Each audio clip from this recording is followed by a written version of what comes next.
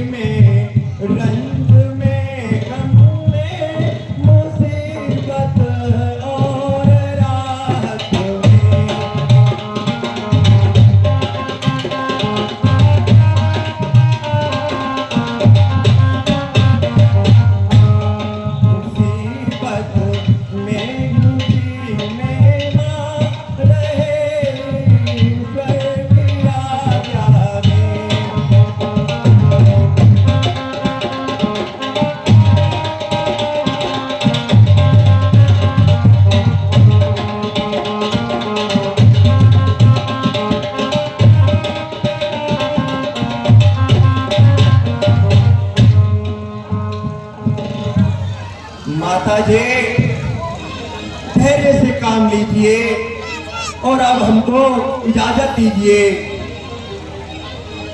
बेटा, मैं किसके आश्रय यहाँ रहूंगी? कोई सहारा भी तो हो।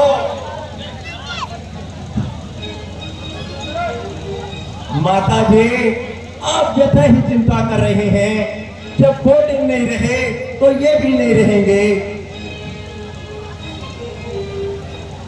ठीक है बेटा, जिस तरह होगा।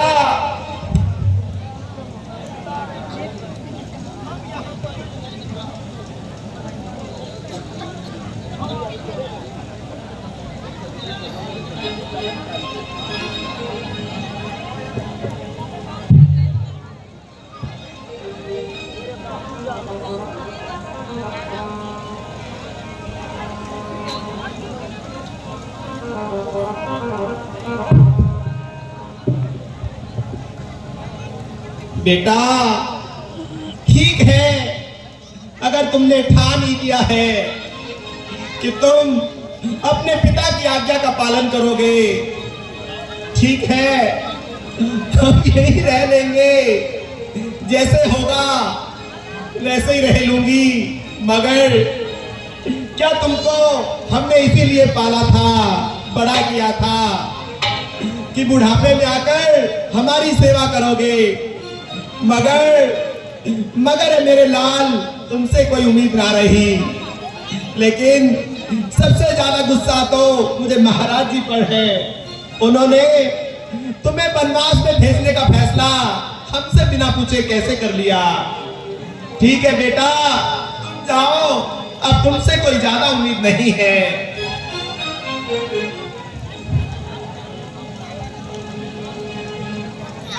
मगर माता जी, उस पराई बेटी को क्या कहकर समझाएंगे? और वो साथ जाने की जिद कर रही है।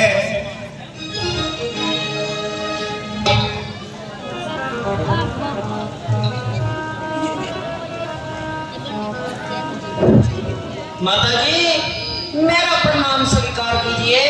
चिरंजीवी रहो बेटी। माता जी, बताओ इस काशी को क्यों याद किया?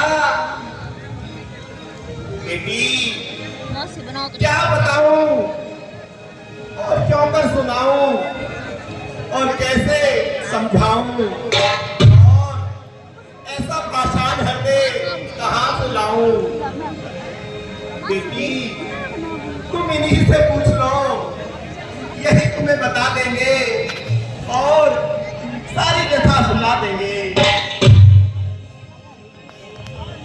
हे प्राणनाथ, माता जी क्या फरमा रही हैं और इस कदर आंसू क्यों बहा रही हैं?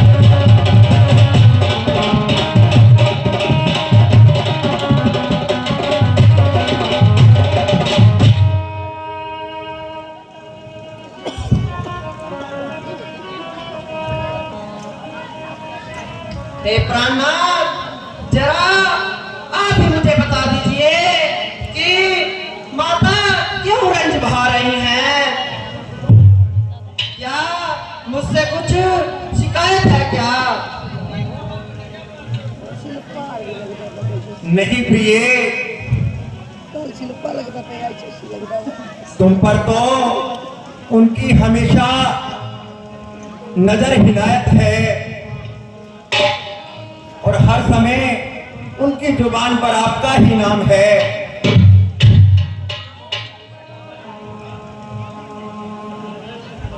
तो प्रिय,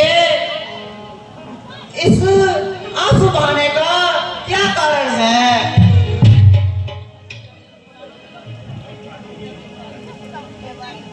माता जी तो पिता ही चिंतन कर रही हैं। बात बिल्कुल साधारण है प्रिय। प्राणनाथ, यदि कोई हानि नहीं हुई तो आप यह बात मुझे भी बता दीजिए।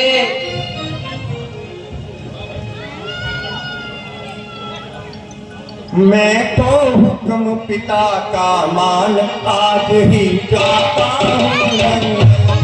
मैं तो हुक्म पिता का मान आज ही जाता हूँ।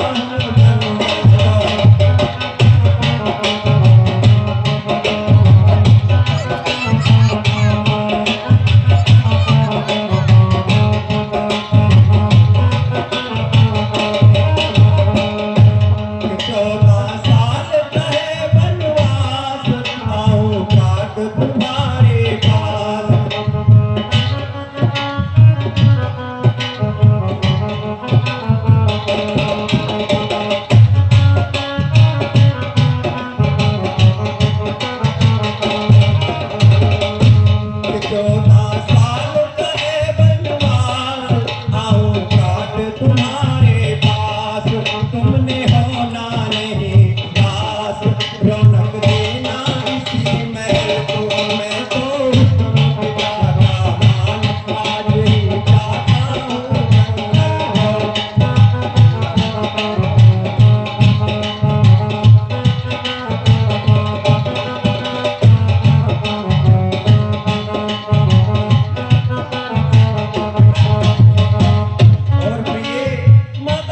को दोष मत देना। तो कई समझो मत समान, उनका मत करना अपमान।